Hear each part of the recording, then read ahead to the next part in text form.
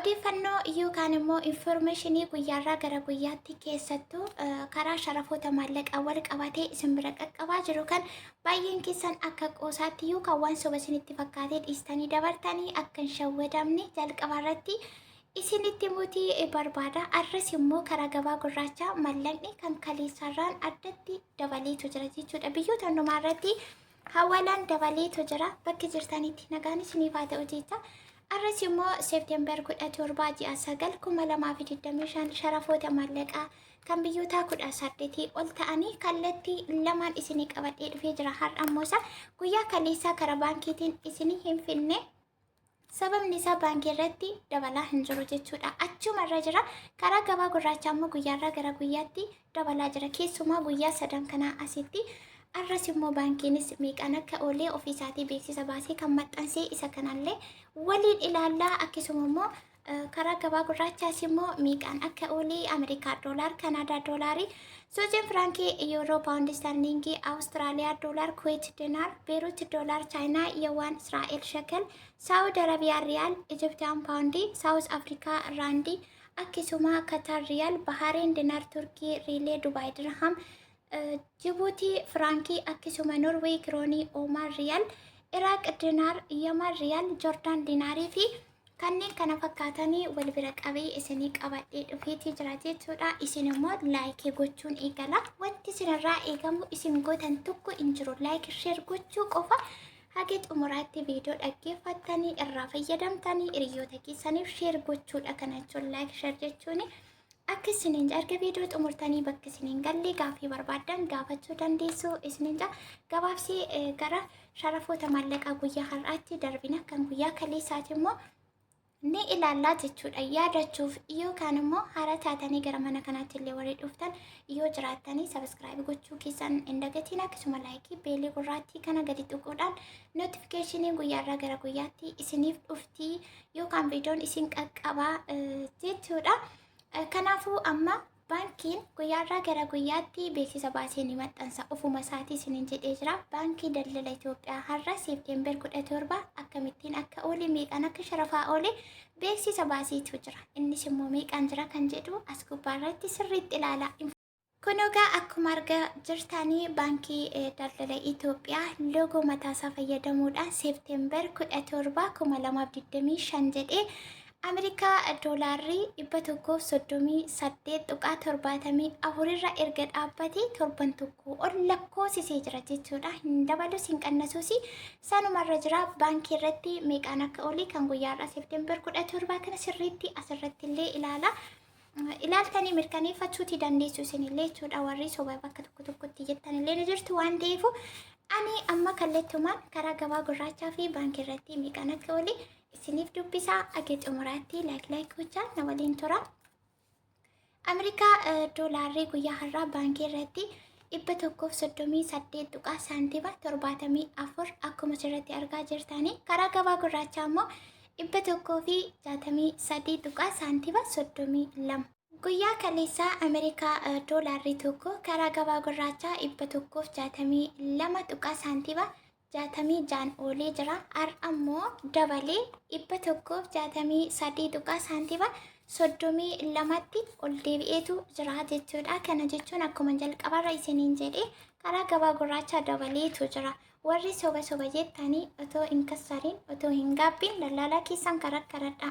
Kan keessanii wanti ibsaan teemne itti aanuun Kanaadaa doolaarii karaa baankii 104.50 karaa gabaa gurraachaa 118.58 oolee jira.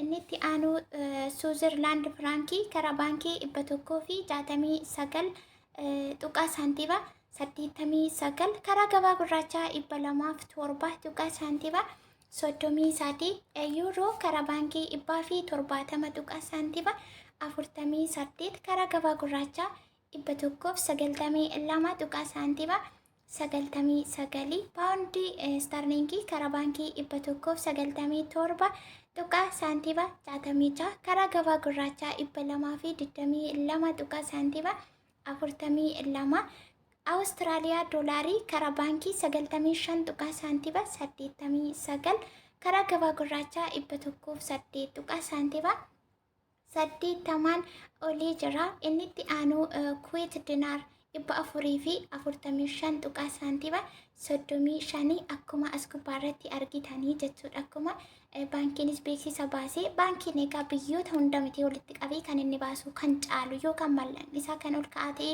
kanneen akka yuuroo akkasuma paawundii akkasuma kuweet dinar isaan kana qarshiin isaa baay'ee ta'e Itoophiyaa irra isa kanarrattidha kan inni beeksisa baasu. Yoo inni dabalee qarshiin kaanillee immoo ni dabala, yoo inni qannase kaanillee ni qannasa. Isinitti himee ture kanaan dura. Kanaaf egaa kuweet dinaarris baankii irratti 445 saantiba 35 olii jira guyyaa har'aa Itoophiyaa nigdi baankii irratti. Karaa gabaa gurraachaa immoo baay'ee dabalee 534 saantiba 89 olii jira jechuudha kuweet dinaarri. Inni itti aanu beerut doolaar har'a karaa baankii toontaanii karaa gabaa gurraachaati yeroo baay'ee kanaan isinitti immoo beerut doolaar baankii irratti hin baasu. Karaa gabaa gurraachaanii 163 saantiba 20 olii jira jechuudha. Beerutis dabaleetu jira beerut doolaarri. Itti aansuuni chaayinaa yeewwan karaa baankii 19 saantiba 66 karaa gabaa gurraachaa 22 saantiba 95 olii jira. Israa'el shekil yookaan immoo mallaqni warra Israa'el karaa baankii 43 saantiba 35 karaa gabaa gurraachaa 48 saantiba 75. Inni itti aanu Saawud Arabiyaa riyaalidha. Viidiyoo guyyaa kaleessaa jalatti illee Saawudiin hin jiru warri jettan jirtu. Jira Saawudiin aga xumuratti viidiyoo dhaggeeffadhaa isin addaan hin kukkutiina irrallee hin daddarbiina. Saawud Arabiyaa riyaalli tokko guyyaa har'aa baankii daldala Itoophiyaa irratti 36 saantiba 97 olii jira. Karaa gabaa gurraachaa immoo 43 saantiba 45. Inni itti aanu Ijiptiyaan paawundii karaa baankii 3.0 saantiba 1 karaa gabaa gurraachaa 3 saantiba 32. South Africa raandii karaa baankii 8 saantiba 33 olii jira. Qatar riyaal karaa baankii 39 saantiba 80 karaa gabaa gurraachaa 42 saantiba 85. Bahareen dinar karaa baankii 384 saantiba 32 karaa gabaa gurraachaa 429 saantiba 75. Inni itti aanu Turkii riilii karaa baankii 3 saantiba 51 karaa gabaa gurraachaa 3 saantiba 50 olii jira. Dubaay diraham karaa baankii 37 saantiba 78 karaa gabaa gurraachaa 44 saantiba 35. Jibuutii firankii karaa baankii 0 saantiba 81. Jibuutii firankiin karaa baankii Jibuutii firankii yookaan immoo birrii warra Jibuut 1000 baay'isuu 0.81 jechuun birrii warra Jibuut birriin 1000 birrii Itoophiyaatti baankii daldala Itoophiyaa irratti 814 saantiba 15 dhufaa jechuudha.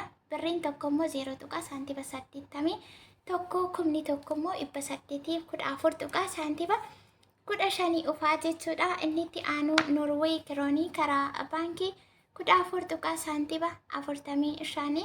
Oman riyaal karaa baankii 376 saantiba 83 karaa gabaa gurraachaa 424 saantiba 15 olii jira. Iraaq dinar karaa baankii 0 saantiba 11. Iraaq dinar yookaan immoo birrii warra Iraaq kumni tokko immoo meeqa dhufa 0 saantiba 11 yeroo baay'isnu Iraaq dinar kumni tokko dinaarri kumni tokko jechuu kooti. Dinaarri kumni tokko baay'isuu 0 saantiba 11 110 saantiba 66 dhufaa jechuudha. Inni itti aanu Yaman riyaal karaa baankii 0 saantiba 60 riyaal Yaman kumni tokko immoo 0 saantiba 60 yeroo baay'isnu riyaala Yaman 1000 baay'isuu 0 saantiba 60 604 saantiba 86 dhufa jechuudha. Kumni tokko 604 birrii 4 saantiba 86 dhufaa jechuudha. Inni itti aanuu fi inni dhuma Joordaan dinaaridha. Joordaan dinaar karaa baankii 202 saantiba 76 karaa gabaa gurraachaa 229 saantiba 92 olii jira jechuudha. Oolmaa sharafoota maallaqaa seepteember 17 2025 kanaatiin olii jira. Egaa akkuma isiniin jedhee baankii irratti daballee hin qannasne dabaluuf qannasuu isaas mirkaneeffachuu adda baafachuu barbaadan beeksisa baankiin baasee as gubbaarratti isinii maxxanse. Akkuma argitanii karaa gabaa gurraachaan immoo baay'ee dabalee jira jechuudha. Kan guyyaa kaleessaa irratti yoo dabalee jira guyyaarraa gara guyyaatti dabalaanii fagoo deemuu danda'a ta'ee asirratti dhaabbataa kan jedhus boorsi immoo informationii yookiin immoo odeeffannoo haaraatiin deebi'eetii dhufuuf isa kana viidiyoo kan laayikii sheerii gochuun hin dagatinaa jabaadhaa isiniin ja'a. Warri dagattan anatu si yaadachiisa. Warri maatii ta'aa jirtanii laayikii gochaa jirtanii assaaf astaayitii keessaan hundumaa baay'ee galatoomaa. Ulfaadhaa jecha isiniif hin qabu. Viidiyoo birootiin hagan deebi'ee dhufuutti bakka jirtanitti gaarii isiniin darbiin amtuu isiniin argin baay'ee.